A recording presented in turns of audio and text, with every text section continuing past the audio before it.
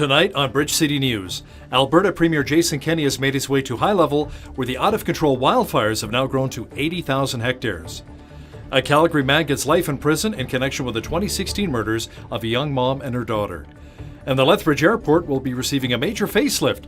BCN's Naveen Day has the details of what that means for you. Your nation, your province, your southern Alberta.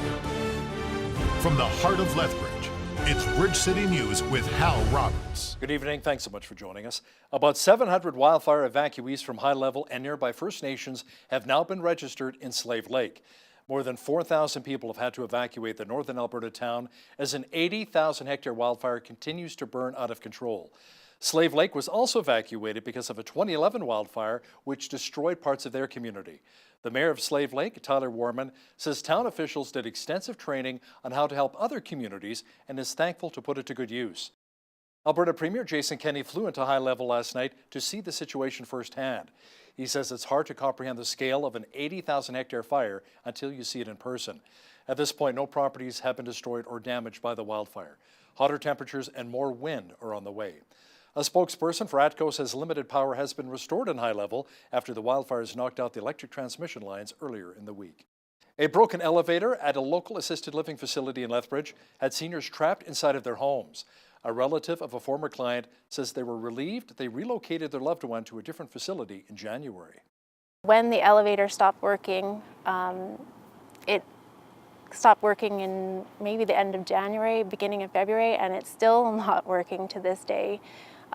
We were hoping to move him out, but the elevator was broken. So of course we couldn't move. We were trapped. My dad felt very trapped there. It was just a really bad situation. Like they kept saying, oh, it's just a part, the part's missing, we didn't get the right part, and it kept being on and on and on and not being fixed. It was scary to say anything because you're worried that your loved one is going to get treated differently if you speak out against it, right? There's also a code that you have to enter to go up and down the stairs, which is crazy because all those people up there could not have gotten out if there was a fire or any kind of emergency either. The province says inspectors regularly visit all seniors facilities in Alberta to inspect and to check for compliance with building codes. RCMP and Coaldale say thefts from vehicles have been on the rise in their region. A number of vehicles have been broken into, with thieves stealing cell phones and laptops. Police are looking for a suspect in this video. He was seen trying to break into vehicles in the Westgate neighborhood in the early morning hours of Tuesday. If you've seen this man, call the Coaldale RCMP right away at 403-329-5080. Police want to remind residents to always remove high-end valuables from vehicles or at least store them out of sight. Double murderer Edward Downey has been sentenced to life in prison with no chance of parole for 50 years. He was convicted of 2 counts of first-degree murder in the 2016 deaths of 34-year-old Sarah Bailey and her 5-year-old daughter, Talia Marsman. It's been a long time to finally have the trial and sentencing completed for all the family members. Sarah and Talia are always in our thoughts. We miss them dearly. We thank again the Calgary Police Service, Crown prosecutors, and Justice Hughes. Consultants from an engineering firm unveiled to the Community Issues Committee a master plan for the long-term vision of the Lethbridge Airport. Video journalist Naveen Day attended yesterday's presentation of the $35 million plan to hear how the city, which acquired control of the airport last year, plans to get the funds in place. A 20-year revitalization plan for the 40-year-old Lethbridge Airport was unveiled yesterday by consultants from WSP Engineering. Plans include an upgraded terminal, increased parking capacity, and extended runways to accommodate larger aircraft. City Manager Bram Strain says that many of the expenses in the $35 million plan are eligible for grants from all levels of government. We're looking at the federal government through some funding that they provide to airports. So that'd be our number one, and they provide based on passenger load, so up to 95%, so 95 cent dollars. So that's number one source. After that, we are looking at the provincial government to support some of our asks through the Building Canada Fund, which again is a federal program, but the provincial government has to support that. And of course, with new government, if new government decided they had new funding programs, we want to be ready and shovel ready to access those as well. And then obviously, the last place we want to look at is city coffers through the community or the infrastructure plan.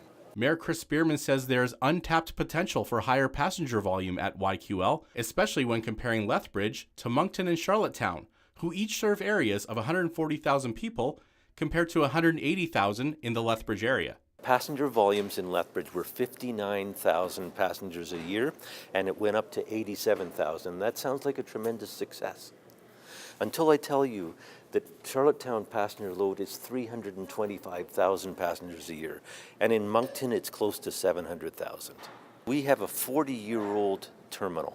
And if we want to attract modern air passengers, we have to upgrade that terminal as a priority. The CIC voted to refer the master plan to City Council for approval at their upcoming May 27th meeting. For Bridge City News, I'm Naveen Day. The Collective Kitchen program in Lethbridge has local residents stirring up healthy, affordable meals. BCN's Loris Alexander popped by the Interfaith Food Bank to find out what's cooking. So I started coming just as a young mom, trying to find a program that has the childcare and provides you to make a meal, have it all ready for supper. It just takes a lot of stress out. There's a lot of programs for all ages, which is really nice when you have kids. And then as well, especially this one, it gives me something to do while they're at school, and then when they come home, everything's ready, especially this new program. Then I have meals for about a week. So being a very busy mom saves a lot of time, and for a very, very low cost. Right now we're doing the Collective Kitchen, which is a program where people come together, they choose the recipes that they want to make, and then they get together and do a group cook. So they'll do 4 portions of each of the 6 recipes, and then at the end they'll divide the food up and take it home to share with their families. A lot of them are freezer meals so that they have them available for when they're having a busy night. They need something quick to pull out. And we also kind of keep them budget friendly, that they can recreate at home if they wanted to do it again. All programs available by the Interfaith Food Bank are available to the community free of charge. For those interested in contributing to the food programs here at the Interfaith Food Bank through funding opportunities, sponsorships, or donations, please visit interfaithfoodbank.ca. For Bridge City News, I'm Loris Alexander. Here's a follow-up to a story we brought you on BCN where you could win a $1.7 million home for just $25. Alla Wagner of Millerville, Alberta, is giving her 5,000 square foot home away in a letter writing contest and has extended the deadline for entries to July 5th. Those wishing to participate in the contest must submit a 1-page essay along with a $25 entry fee. Wagner says she needs at least 68,000 entries to cover the asking price of the house. The Georgian-style mansion is located in Millerville, 30 kilometers west of Okotoks. The Lethbridge Bulls are getting ready to begin their season this Saturday against the Edmonton Prospects. On the May 29th date, they'll also be home to some future Bulls as they hone their skills at a baseball camp. The TCMM Kids Camp will be in memory of Tanner Craswell and Mitch McLean, who lost their lives in a shooting in 2011. The Bulls staff and players stress the importance of giving back. You know, I find that for the most part, all the players, you know, whether it's with their billet families or with the Little League in the city, or you know, just the general camps that we do, they're really excited about helping out. They really think that it's cool to have the kids around and wanted their autographs and mentoring them and things like that. So it's been a great fit for our players to get out in the community and tell them what they're about and what they're taking in school and what they hope to achieve when they graduate from school or move on to other professional baseball opportunities. It's really important to give back to the community. They like to come out and watch us play, so it's nice to see the kids come around here and we get to work with them a little bit. Nice to help the kids out around Lethbridge, and especially because they come out and support us. It's definitely nice to give back to them. I went to these camps and I always grew up dreaming of playing for the Bulls during the summer and stuff, so it's good to see that these kids growing up in Lethbridge still have that they have a good chance to continue with their baseball careers and play for the Bulls themselves. So all proceeds will go toward the Bulls, the Prairie Baseball, and Vauxhall Academies. The spring sitting of the Alberta Legislature began today with a speech from the throne. There was also an introduction of a bill to end the provincial carbon tax. The legislature also has a new speaker. Nathan Cooper of the UCP caucus takes over the job of keeping order during debates and in question period. Cooper, who represents the riding of Olds, Didsbury, Three Hills, was asked how he will keep the peace in a chamber known for fiery rhetoric and partisan attacks. He says he'll simply use his best dad voice. Saskatchewan says it has no plans to lift the alcohol ban at its provincial parks like Alberta did over the May long weekend. Alberta lifted its ban on alcohol in provincial parks, and Manitoba lifted its ban in 2018. Dan French, Executive Director of Parks Operations for Saskatchewan Provincial Parks, says all policies are periodically reviewed and the alcohol restriction is no different. The province banned drinking in its parks during the Victoria Day weekend in 2006, following years of rowdy partying. Animal welfare officials seized over 100 animals from a small zoo in Quebec after an investigation found alleged abuse and neglect. The Montreal SPCA says it is the first time in Canada that a zoo owner has faced charges of animal cruelty and neglect. This morning, animal protection officers from the Montreal SPCA, with the assistance of the Sûreté du Québec, placed under arrest the owner of the Saint-Édouard Zoo. He is currently facing 2 charges of animal cruelty and neglect following a criminal investigation that was conducted by the Montreal SPCA. We are currently executing a search warrant at the zoo in order to recover evidence and to seize animals that are on site, including lions, tigers, bears, wolves, kangaroos, and primates. Given the complexity and the magnitude of this operation, it will likely last a number of weeks. Prime Minister Justin Trudeau was in Kamloops, British Columbia for the nomination meeting of Terry Lake, a former health minister. Trudeau says heading into the fall election, it is all about building stronger communities. We are approaching another federal election. Canadians are going to have to reflect on the kind of communities we have, the kind of country we have, the kind of future we want to build together. And this is an important time to talk to our neighbors, to lean on each other, to talk about how we're going to be building that better country, how we're going to continue on the work of generations ahead of us who worked so hard to create strong communities, and how we're going to adapt and adjust to the challenges that were coming. Canada is facing increased pressure to bring home captured ISIS fighters. Award-winning journalist Brian Lilly says some are returning to face prosecution, but it won't be easy to charge them. There is no way to actually be able to charge these folks. And so what do? You bring them home, they're going to face what? What are the charges? How can you actually bring them to justice? How can you bring them to court? The ability to collect evidence that would stand up in a Canadian court simply is not there. And that's why most of these guys aren't charged. Watch the full interview with Mr. Lilly discussing some of the biggest stories coming out of Ottawa, coming up in the second half of our show. U.S. President Donald Trump was at his colorful best today. Trump says he will not negotiate with congressional Democrats while they continue to investigate him. So I just wanted to let you know that I walked into the room and I told Senator Schumer, Speaker Pelosi, I want to do infrastructure. I want to do it more than you want to do it. I'd be really good at that. That's what I do. But you know what? You can't do it under these circumstances. So get these phony investigations over with. But they want to make this a big deal. Whether or not they carry the big I word out, I can't imagine that, but they probably would because they do whatever they have to do. I'll tell you, there's a danger here. If someday a Democrat becomes president and you have a Republican House, they can impeach him for any reason, or her. Any reason. We can't allow that to happen. Flooding has been a major issue in parts of Oklahoma over the past few days. In El Reno and Stillwater, emergency responders were rescuing people from their homes because of high water. The Oklahoma Department of Transportation shut down Interstate 40 in El Reno, which is located about 40 kilometers west of Oklahoma City. The National Weather Service says up to 13 centimeters of rain had fallen since Monday. Storms can bring more tornadoes and flash flooding to parts of Oklahoma, Arkansas, Illinois, Kansas, and Missouri. The trade war between the United States and China is causing major price hikes, especially for those who purchase bikes. As we hear in this next report, the bicycle industry imports more than 90% of its bikes and bike parts from China.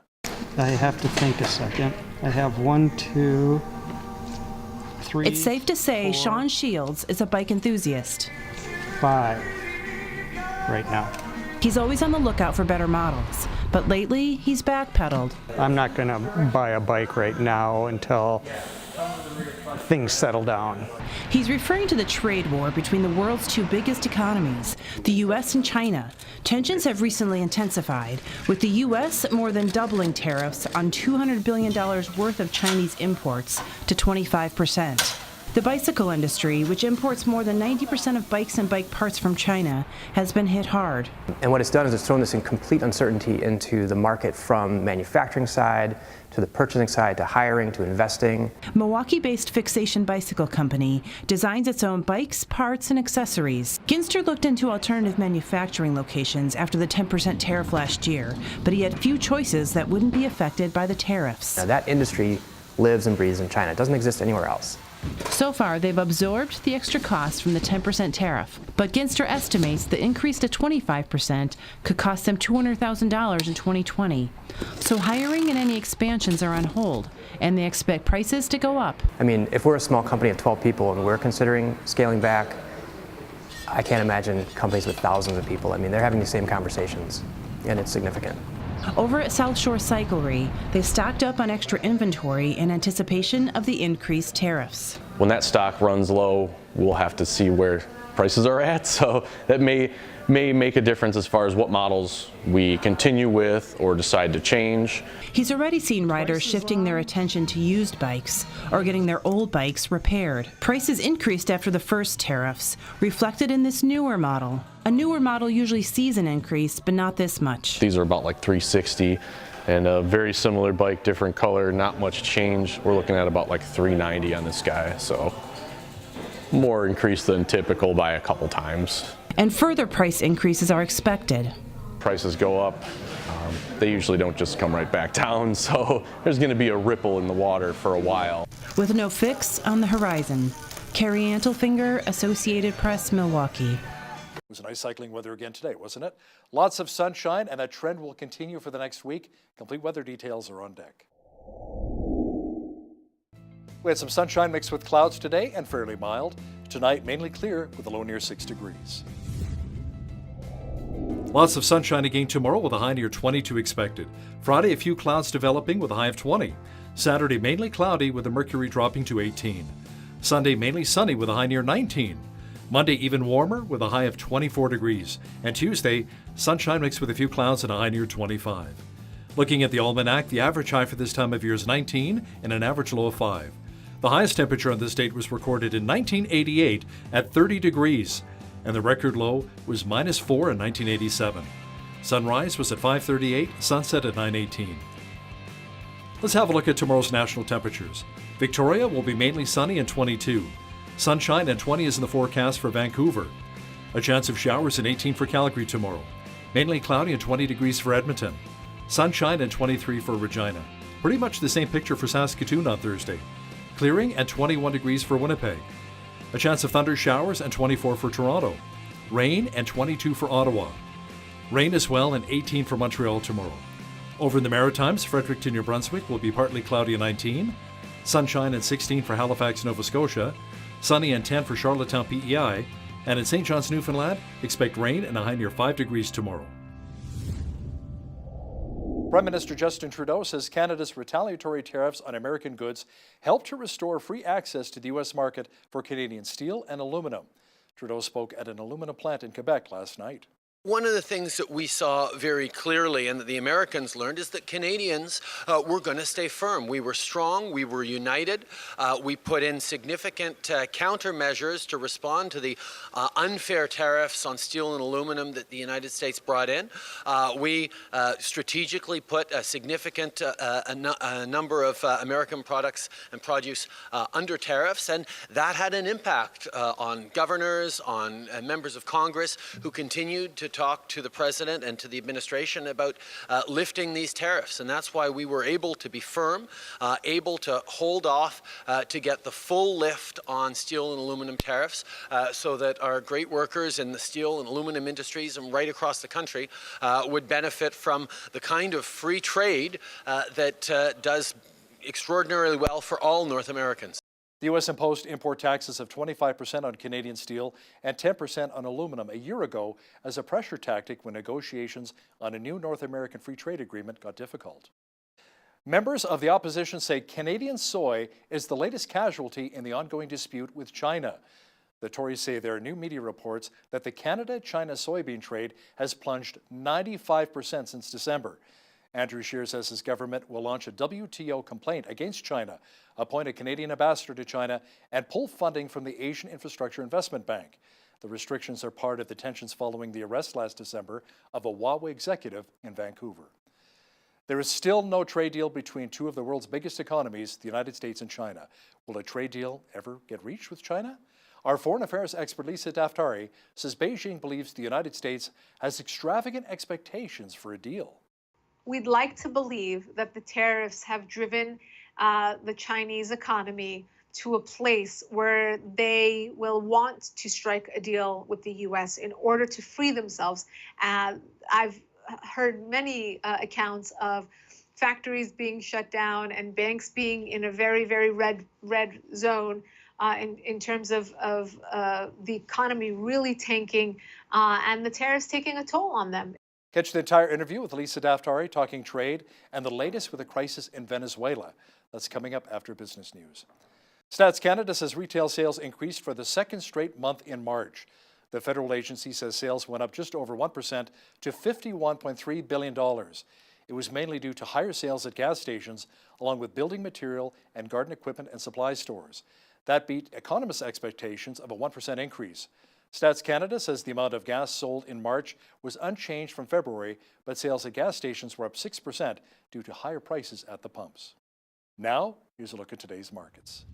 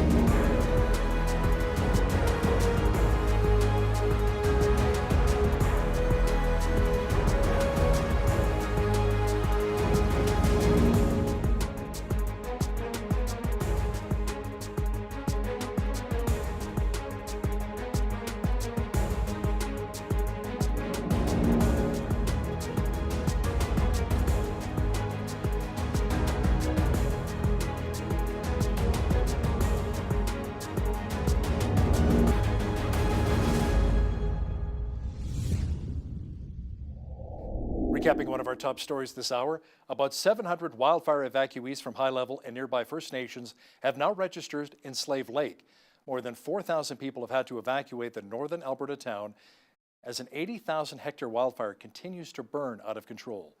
More than 100 firefighters are now battling the blaze, with extra fire crews brought in from BC, Ontario, and the Maritimes. A new online ad is inviting people in China to come to Canada to have their babies. One of our regular contributors, Brian Lilly, has details next. But first, here's a look what's happening in and around your community. Here's your Bridge City News community calendar. Lethbridge Bike Fest is a full month of exciting and informative events encouraging you to get out and ride. Become a confident cyclist and come to the Urban Cycling Skills Workshop on Sunday, May 26th from 12:30 to 5 p.m. at the Lethbridge Senior Citizens Organization Stage Room. Cost for the workshop is $30. Register today to secure your spot. Visit yqlbikefest.ca. Kick off your summer with Alberta Blue Cross and Silverberg Group's Street Eats Festival on Saturday, June 15th, beginning at 11 a.m. at the NMAX Center parking lot. Enjoy delicious and unique food truck cuisines, a kids zone, entertainment, and an eating contest. This event is in support of Lethbridge Family Services. For more information, visit lfsfamily.ca. Devil's Coulee Dinosaur and Heritage Museum, located in Warner, Alberta, is now open until September 2nd.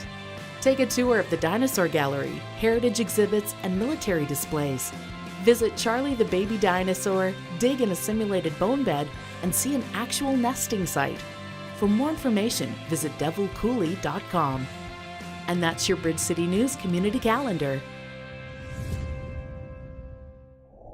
There are some bizarre ads urging pregnant women to come to Canada to give birth, providing their child with Canadian citizenship. To tell us more about it is one of our regular contributors, Brian Lilly, who joins me now from Toronto.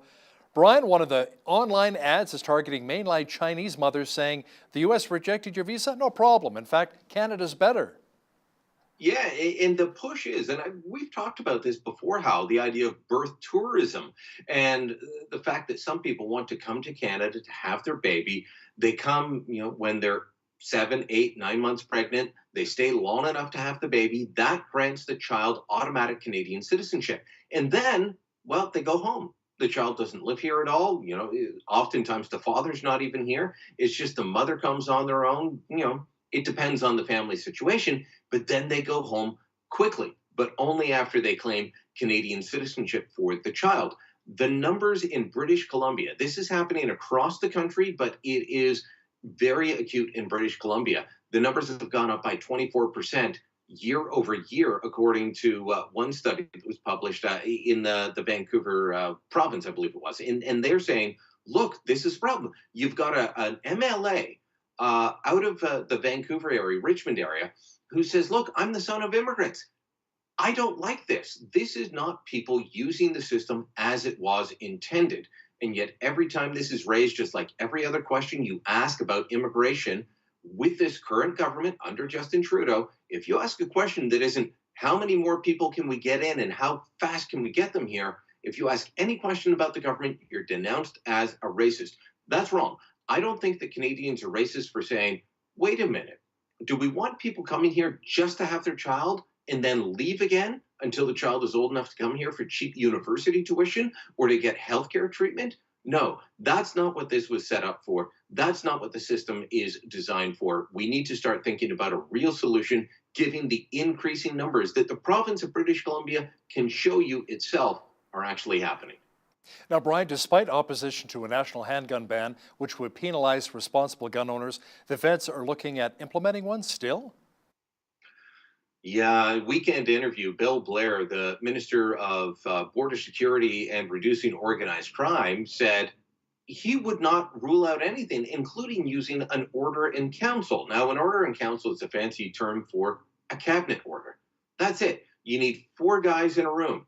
No more, no less. You just need 4 cabinet ministers to sign off, and you can change all kinds of things. But orders in council are not designed for, well, replacing legislation, but they've run out of ramp. They've run out of runway. They cannot bring in a gun ban before the next election. So Blair was asked, would you consider doing an order in council to, do away with certain handguns or certain types of firearms? And he said yes, that keeping Canadians safe is his ultimate goal. And yet the statistics show, Professor Gary Mauser out of Simon Fraser University in Vancouver has looked at this and said, the people least likely to commit crimes, especially crimes with guns, are licensed gun owners. You're more likely to have a police officer commit a crime with a gun than you are your average licensed gun owner, because they know that if they commit any crime, their gun license is gone. And this is their hobby, whether it's hunting or sport shooting, and they don't want to lose that right. They don't want to lose that privilege. And yet to deal with the very real problem that we see in cities across the country of criminals using guns, what is the government looking at doing again? Targeting law-abiding gun owners. It's just like the gun registry, which didn't reduce crime, which cost us an awful lot of money, and how my estimates say, if they turn around and let's say they ban the AR-15 rifle, the most popular sporting rifle in the world, we would be looking at between $106 and $137 million to start to compensate those people that we seize their property from due to an order in council, a behind closed door decision that doesn't have any debate, that doesn't have a single vote in Parliament. Is that the way that we should be doing our laws in Canada? Well, more than 900 years of tradition would say no. Brian, former Justice Minister Jody Wilson-Raybould says the actions of Prime Minister Justin Trudeau should be of great concern for many Canadians, and she still wants the opportunity to speak. Now, perhaps she'll only get that opportunity if or when Andrew Scheer becomes Prime Minister? Yeah, this comes from an interview with my my colleague Warren Kinsella, who, she said to him in an exclusive interview that she feels sad. She feels disappointed. Hal, you're a dad. You know that you can be angry at your kids, but that may not always go all that far. But when you're disappointed in your kids, it hurts them. Well, Jody Wilson-Raybould is disappointed in the kid that is our Prime Minister, Justin Trudeau. She's sad at how he acted. She's disappointed. She still wants to be able to tell the full truth, and she does not have the full hope that Trudeau is going to do the right thing. In fact, they're still talking about giving a sweetheart deal to SNC-Lavalin. So, in her interview with Kinsella, she acknowledged that, hey, if in the future, if she's granted, even if it's by a future prime minister, like Prime Minister Andrew Scheer, if we get to that point, she'd be willing to tell the rest of her story, the story that Justin Trudeau so far has barred her from telling. Brian, speaking of telling their side of the story, former Vice Admiral Mark Norman wants to do the same, and he's in the fight of his life right now. Yeah, this was, another one of these interviews where the person at the center of a national drama sits down and spills the beans. But Mark Norman still, because he is a serving military officer, he was, until he was suspended, the second highest ranking member of the Canadian Armed Forces. He was just behind Chief of the Defense Staff General John Vance. He was the highest ranking naval officer in the country. He still has to watch what he says, but he did talk about how watching all of it unfold on TV, including from the time he was suspended until, watching for more than a year of the Prime Minister saying, this is going to trial, I can't talk about it. Vice Admiral Norman will end up before the courts, I can't talk about it. That was more than a year of the Prime Minister saying that, and Norman hadn't even been charged. And the Prime Minister is going out there saying, this is going to court. He feels that he has been targeted. He feels that he has been mistreated. And I can't say that he's wrong on that, Hal. You look at the track record. You want to compare this, and I did this in one of my recent columns. You want to look at the track record of this government, of the Trudeau government. They worked as hard as they could to interfere in the judicial process when it came to SNC-Lavalin to get them off of charges. And then on the other side, with Vice Admiral Norman, they worked as hard as they could to get him charged, including the clerk of the Privy Council, at the time, Michael Wernick, writing a 60-page memo, fingering Mark Norman and saying, that's the guy that told our cabinet secrets, let's get him. Is that really the way that our justice system should work? No. Alberta Premier Jason Kenney has promised that the provincial carbon tax here in Alberta will be no more as of May 30th.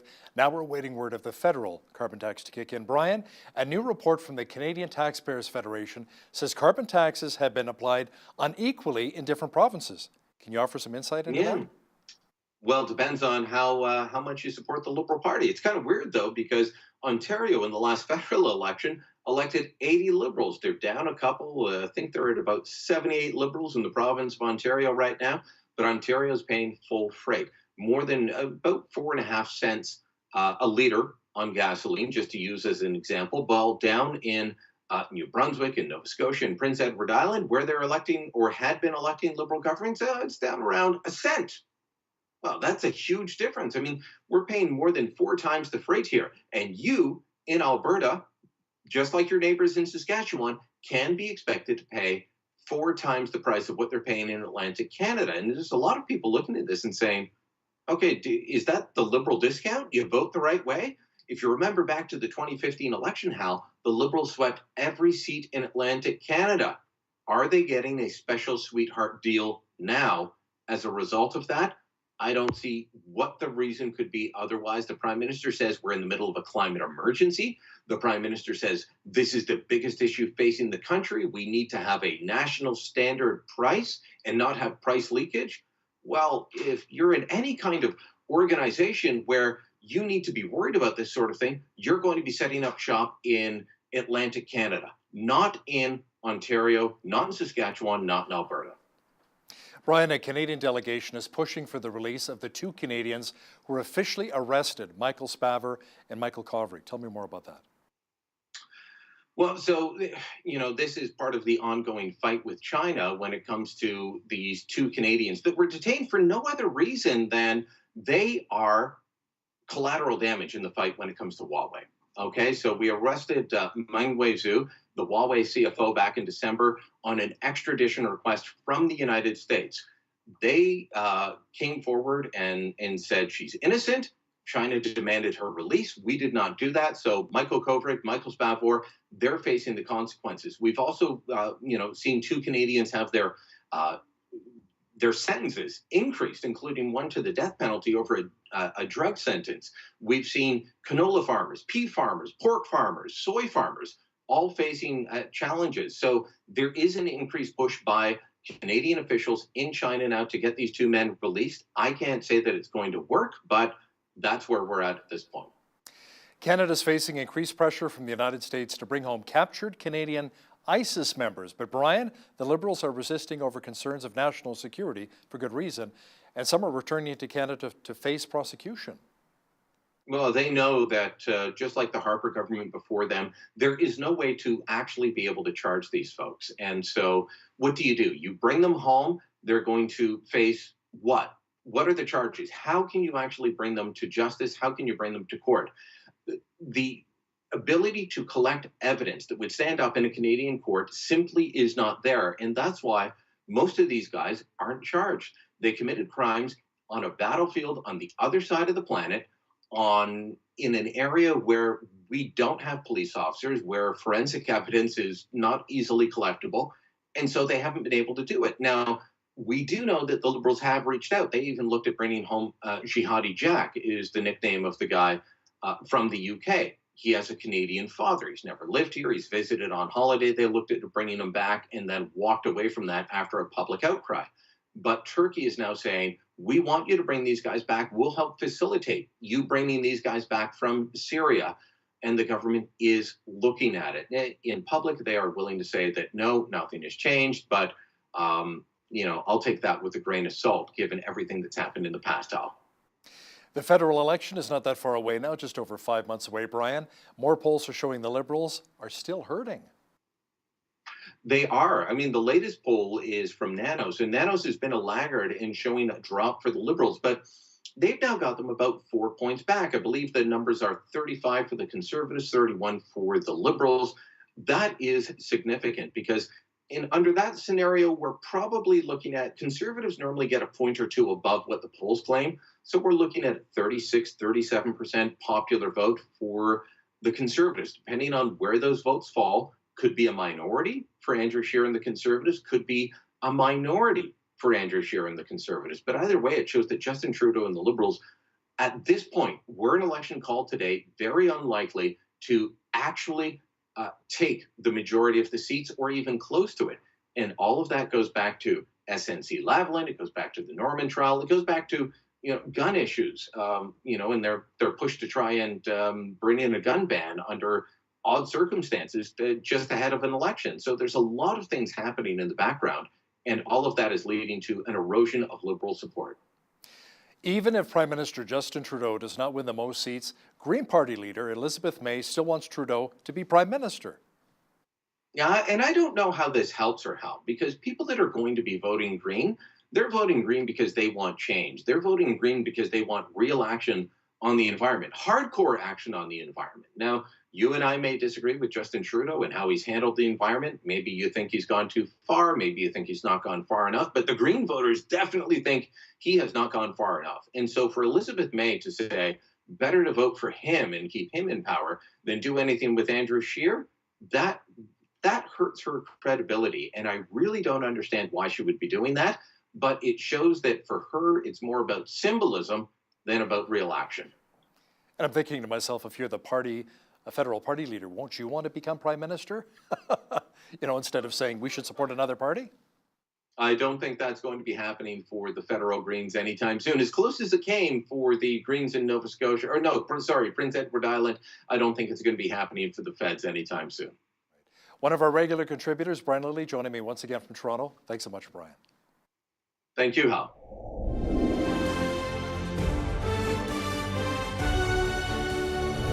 Tensions continue to rise between the Trump administration and Iran. To tell us more about it is our foreign affairs expert, Lisa Daftari, joining me once again from Los Angeles. Lisa, U.S. intel is now warning of potential Iranian attacks in the Persian Gulf. This is an extremely sensitive and heightened situation. And what the U.S. is warning today in briefings across Washington is that we are watching out for any miscalculations. That's the word that's being thrown out the most, meaning that any small misunderstanding, miscalculation, provocation, or action could be seen as an act of war, could be retaliated against, etc. Now, with the case of Iran, they have stacked across the region tentacles, mercenaries, proxy fighters, whatever you want to call them. And that's the fear that, we had a near attack near the embassy in Iraq, for example, over the weekend. Something like that could happen. Are there proxy fighters going to go after American assets in the region, wherever that may be? All over the Middle East, even in South America, they have proxy fighters, Syria, Iraq, Afghanistan, etc. So that is the fear right now, and that is what the U.S. is watching for very carefully today. Iranian production of enriched uranium has quadrupled. Iran says it's poised to exceed limits on its nuclear stockpile. Should we be worried about something like this? Well, it's interesting because we had an Iran nuclear deal with the Iranian regime, and that wasn't curbing their behavior. So, of course, now that the deal has been torn up for over a year, just over a year, of course, the Iranians, the first thing that they can fight back with is, well, we're going to continue marching on with our nuclear program and the enrichment of uranium, of course. That being the Achilles heel of the international community in trying to curb Iran and its nuclear program. Is there a big difference between what we were watching before and watching now? Not really. The only difference is that we're watching for Iran's actions with regards to, again, going after U.S. assets, going after Israel, going after any of our assets in the region, or showing us that if they are enriching uranium or going after their weapons program, what will they do with it? What's interesting is that what intel we have today points to the fact that whatever we're doing militarily to kind of scare off the Iranian regime has been working, and that they've been curbing their behavior or their actions, I should say, in the region with regards to their presence in the Strait of Hormuz, in the Persian Gulf, etc. So I think what's more important is to watch their actions and not their words, because there's always been this big huffing and puffing coming from the Iranian regime for over 40 years. This is their go-to. That's that chest thumping and saber rattling to show their adversaries that they are strong and they will do whatever it takes to stay in power. It's another page from the North Korean handbook, and now you can add perhaps China and Venezuela to that list as well. So this is the dictator's way of behaving. And so I don't know if the words should scare us more than what we should look at their actions. Iran is hitting back at the Trump administration, saying Trump needs to try respect instead of threats. Zarif gave Trump a history lesson, saying his country will survive the U.S. like they survived Alexander the Great and Genghis Khan. Yes, these are interesting words. They should demand respect, right? Dictators demanding respect. Well, how about you earn some respect and stop killing innocent people around the world, including Americans, Canadians, Europeans, with the sponsorship of terror, with supporting terror groups like Hezbollah and Hamas, killing U.S. assets in Iraq and Afghanistan, across the map. These are the plays that Iran has made that will not give them the respect that they're demanding right now. And what's interesting is that they're calling upon the rich Iranian history which they deny inside the country, because as you know, 40 years ago, this theocracy, which is a religious Islamic government, overthrew the Shah of Iran, who was a king, who was a monarch, who did take pride in the history and the culture of of Iran, or the Persian Empire. So what's interesting is inside the country, and this is very more nuanced point, these mullahs, they almost kind of want to erase this culture of Iran, and they want to rewrite it with an Islamic empire. They want to undo what was the Persian Empire, and here we are on the world stage. They're touting that Persian Empire that was able to defeat all these adversaries in all these historic wars. So it's an interesting point that they're making. The president of Iraq is now saying he doesn't want his country to become a battleground for the U.S.-Iran fight. Tell me more about that. Right, and again, watching these proxy fighters and watching what Iran has done in terms of lining up its proxy fighters in Iraq and hovering over that a very, very vulnerable political situation in Iraq. And here they are. They have the presence there. And there we are, U.S. having assets on the ground there. So, of course, the Iraqis finally getting a little bit of a semblance of normalcy, if I can use that word. And all of a sudden now they have the threat of course, Iran not wanting to fight this war on its own grounds, and the U.S., of course, not wanting that war to come over here.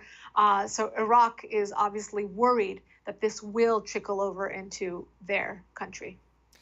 A trade deal between the world's two biggest economies has not yet been struck. Beijing says U.S. has some pretty high expectations for a trade deal. Will we see a deal get struck between the U.S. and China? You know, when the one side is saying you have high expectations, it doesn't look like a great sign of things to come. You know, we'd like to believe that the tariffs have driven the Chinese economy to a place where they will want to strike a deal with the U.S. in order to free themselves. I've heard many accounts of factories being shut down and banks being in a very, very red zone in terms of the economy really tanking and the tariffs taking a toll on them. It's taking a toll on companies here in the United States as well, all over the world, because as you said, these are two powerhouses. And when there are tariffs on these common goods and brand names that people rely on, we're all going to face the consequences of those price hikes. Now, again, with China kind of playing this cat and mouse and Donald Trump standing firm and saying, we're not going to negotiate unless we get X, Y, and Z, and being very firm on the standards of that deal. Again, before President Trump was even candidate Trump, when he was just an entrepreneur in New York City, he would always talk about the fact that the Chinese take advantage of the status quo and what the U.S. and the West in general has allowed for China to do with regards not only to not paying their share in trade, but more so in stealing intellectual property and patents, etc. And until they stop this bullying behavior, the message from the U.S., from the White House, is that you can't play with us unless you're going to play by the rules. So we'll see where that takes us. And what's interesting, too, a trade war song with anti-U.S. lyrics has actually gone viral in China. You have to see the words to this song, Hal, and it's funny that it's gone viral, but it's almost like a cheerleader's, cheer. It's like, they can't get us, I don't know the exact words, but to the gist of, we're going to win this trade war, they can't get us. It's government propaganda, but the fact that it's gone viral, the fact that they're using social media, pop culture, music, etc., to kind of get this, to get people to rally around the flag and not give up on their government at the negotiating table. I mean, it's very easy once the economy tanks to blame the government and to turn on the government and to fill the streets. Because again, you have people in China who used to ride their bikes to work that are now driving Ferraris to work. And all of a sudden, when that economy tanks, they will think of the days when they have to go back to riding that bike to work. So it's very, very sensitive and very precarious. So the Chinese government is extremely intelligent in kind of trying to, rally up that patriotism and get people, again, to have that nationalistic belief in their government that they're going to win this trade war, as the song says. Now, another war is actually brewing with Chinese tech company Huawei. And Lisa, top U.S. tech companies have begun to cut off vital Huawei supplies. Yes, this is an interesting interaction between the U.S. and Huawei, because it's really over the 5G war. We don't want them to kind of have monopoly over this, and also because of what's going on with China, this is perfectly timed. Now, today it was announced that Donald Trump was giving a little bit of leniency towards Huawei, and we saw a rise in some very vital stocks. So it's very, very sensitive. Trade and the stock market here in this country is extremely vigilant about what's going on in China, what's going on with Huawei, what this relationship means. Every conversation is driving the up and down of the stock market. And because of that, we need to see a resolution to this very, very quickly. And Huawei is a part of that. I know Canada is also watching this very, very carefully as well. This will affect all of us. I was glad to see some of the tariff relief for Mexico and Canada this week by the U.S. And hopefully we will go forward as a unit again, the West, defeating or winning this trade war against the East. Now, the big tariff wars we've been discussing between the U.S. and China has not been good for many big businesses. Nike and Adidas both call the tariffs catastrophic in an open letter to U.S. President Donald Trump, and Walmart is now saying it'll raise prices because of the tariffs. Right. This is one of those things. In the short term, it's awful. It's just awful. And it's going to maybe get worse before it gets any better. Look, this is something that Donald Trump has promised corporations and the sectors that are truly affected. I mean, these corporations aren't even seeing a fraction of what farmers are experiencing in the middle of our country here. No one ever talks about the middle of America. We talk about the coast and the cities and what they're experiencing and the stock market in New York and all of that, Hollywood. But really, the middle of this country, whether they're devastated by floods in some parts and in other parts devastated by these tariffs that are really taking a toll on the farming industry, they're suffering. And the bottom line and the message here is that they will suffer in the short term, and there will be this growing pain before we see any resolution. Many people, many analysts are talking about 2020, the election, the presidential election that we will have here, which will be a hopeful, what Donald Trump hopes will be a re-election for him, will be very much or partially contingent upon whether or not we can solve this trade issue. This will dictate a lot of our economy, the stock market, the prices at the gas station, a lot of the trade, a lot of the vital companies that you just mentioned that provide basic goods, places like Walmart and Target, etc., all of course suffering because of those basic goods that are brought in from China. And they know exactly where to place those tariffs on basic goods like televisions and bacon and alcohol, and the list goes on and on. So again, down the line, people are being affected by this, and just puts more pressure on the White House and on China to get a deal sooner rather than later. Now, speaking of suffering, let's talk about what's been happening in Venezuela. And a Venezuela opposition envoy met with officials from the Pentagon and the State Department on Monday, trying to find a solution to the standoff between President Maduro and opposition leader Guaido. Tell me more about that. Yeah, this is an interesting relationship between the U.S. and the Venezuelan opposition, because we here in the U.S., from a foreign policy standpoint, are not taking the full interventionalist approach, but yet very much involved, meaning the U.S. has put full support behind Guaido. He is a U.S. Educated individual. Many believe that he's a U.S. puppet even, meaning that he was propped up by the U.S. government. That might be a conspiracy theory. There might be some truth to his at least relationship with the White House. And here you have more members of the opposition meeting with U.S. officials, meaning that there is a connection. There is some sort of guidance or advisory going on between the two countries. And again, U.S. being very vocal about Maduro needing to leave Venezuela. But again, on the ground, the story is very, very different. The hunger, the humanitarian crisis continues. The opposition has taken a step back because, as we've seen in many countries, what happens is that people cannot be protesting and on the street for days. These things fizzle out. And when they fizzle out, what's the phase 2? What is the next plan of action? And what will these countries do? What will the opposition do in order to move forward? And I think that that's really the key here. You look at all the countries that have had successful revolutions. There have been different phases of that revolution. The first part being to remove the dictator, which is in this case not so easy. But the second phase always comes into now replacing it with a viable government, which we have with a lot of international support.